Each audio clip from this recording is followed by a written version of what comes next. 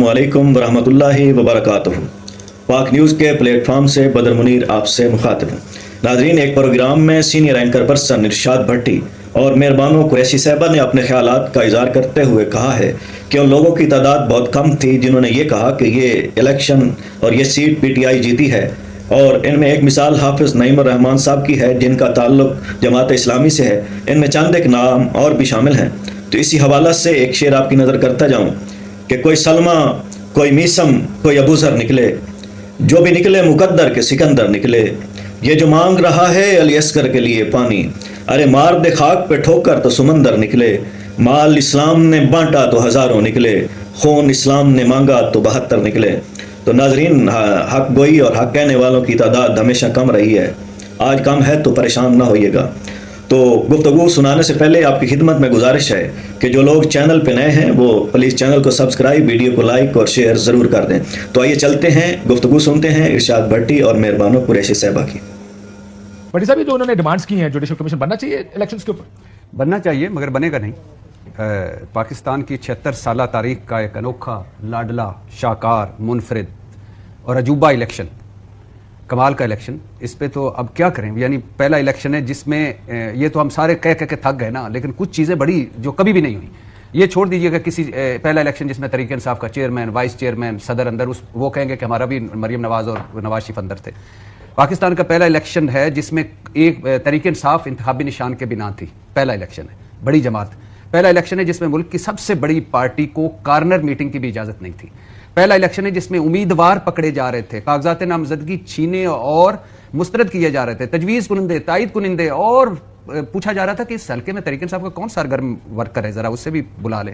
पहला इलेक्शन है जिसमें पाकिस्तान की तमाम सियासी जमातें मुत्तफिक है कि ये इलेक्शन धांधली ज़दा है। फोन बंद कर दिए गए इलेक्शन। पहला इलेक्शन है कि जिसमें पीर पगाड़ा, मौलाना साहब, एमल वली खान, महमूद खान अचकज़ई, इमरान खान, इनके जवेद लतीफ को नहीं शामिल किया, जो कह रहे हैं इलेक्शन बेचे गए, खरीदे गए। पहला इलेक्शन है जिसमें मौलाना साहब कह रहे हैं सारे पहले 18 में उधर बैठे नहीं, हाँ, और इस 18 का जो PDM का सरबराह है वो तो यहां तक कह रहा है कि असेंबलियां बेच रही हैं। इलेक्शन ये जुडिशल कमीशन नहीं बनेगा, ये तो आपने बता दिया कि इलेक्शन वाले दिन क्या हुआ, जुडिशल कमीशन नहीं बनेगा। इसमें मजे की जो पहला इलेक्शन है जिसमें जीतने वाला कह रहा है कि मैं नहीं जीता भाई, सीट वापस ले लो, जिसमें हारने वाला कह रहा है भाई मैं हारा हूं, मैं हार कबूल, मगर जो जीता है वो नहीं है। इरशाद भट्टी नहीं, मुसद्दक मलिक नहीं जीता है, इरशाद भट्टी जीता है। मतलब बस हारने वाला तीसरे नंबर वाला कह रहा है कि मैं तो दूसरे या तीसरे पे था, पहले नंबर पे जो पहले इलेक्शन है जिसमें कह रहे हैं कि हमें फॉर्म 47 की ऑफर्स हुई, मगर हमने कहा नहीं यार, इस ज़मीर के साथ जाना, हालांकि ये मैं तवक्कुम मियां मोहम्मद नवाज शरीफ साहब से कर रहा था, लेकिन बहरहाल वो कहते हैं कि हम नहीं जाएंगे। तो इस इलेक्शन नून लीग के सीनियर लोगों ने कहा कि हम ये बोझ लेकर असेंबली में नहीं जा सकते थे, और चंद लोग ऐसे दोस्त लोग भी थे जो खुद एडमिट करते हैं प्राइवेट मीटिंग में। और इस सारे पे हम कैसे आए हैं, इस सारे पे मोहतरम जब वो गुनगुनाया करते थे हमारे याद दोस्त फायज ईसा काजी आएंगे, इंसाफ शिकनों को लग पते जाएंगे। फायज ईसा काजी की सुप्रीम कोर्ट और तमाम अदलिया अल्हम्दुलिल्लाह खामोश थी, और इंसानी हकूक, चादर चार दीवारी, जो कुछ हुआ, आइन कानून जो कुछ हुआ, चुप थे। जुडिशल कमीशन नहीं बनना, ना कुछ होना है। कम अज कम ट्रिब्यूनल्स में जो चले गए हैं, फॉर्म 45 की जो दरखास्तें गई हैं उनके जल्दी फैसले कर दें, और उनके अब हाई कोर्ट के जजेस बढ़ गए। मुझे आप उम्मीद लग चलिए ये सारा जो प्रोसेस शुरू हुआ कि शायद वो जो प्रेशर्स पिछले ट्रिब्यूनल्स पे होते थे, उम्मीद करते हैं कि इस पे नहीं होंगे। लेकिन अब आ जाए मुज़ाकरात पे। नहीं, आप ये सारा मसला, देखिए मसले तो हम सारे जानते हैं, मैंने आपका पहले भी बता दिया कि ये आपकी डिमांड्स हैं, इसका हल इनके पास है। आपको लगता है कि फिर से फारूक जब ब्रेक में बात कर रहे थे, मुज़ाकरात किससे करने हैं, ये रोल्स किस तरह खत्म होंगे? आप भी जानते हैं कि ये जो फॉर्म 47 हो, गवर्नमेंट जो भी हो उस वक्त की बात, अगर आप सियासतदान आपस में नहीं करेंगे, मसले का हल कैसे निकलेगा? बिल्कुल। अच्छा, उस पर एक बात क्यों नहीं होती? एतमाद का फुकदान है सारी सियासी जमातों में। अब मियां साहब के पास एक बहुत अच्छा मौका था, अगर वो इस इलेक्शन के बाद, क्योंकि वो तो कहते हैं ना कि वो भी चाहते हैं रीसेट, वो चाहते हैं कि हर इदारा अपनी आईनी हदूद में काम करे, और सबको पता है कि आईनी हदूद क्या है। एग्जैक्टली, सबको मालूम है आईनी हदूद क्या है इस मुल्क में, everybody should stay in those limits.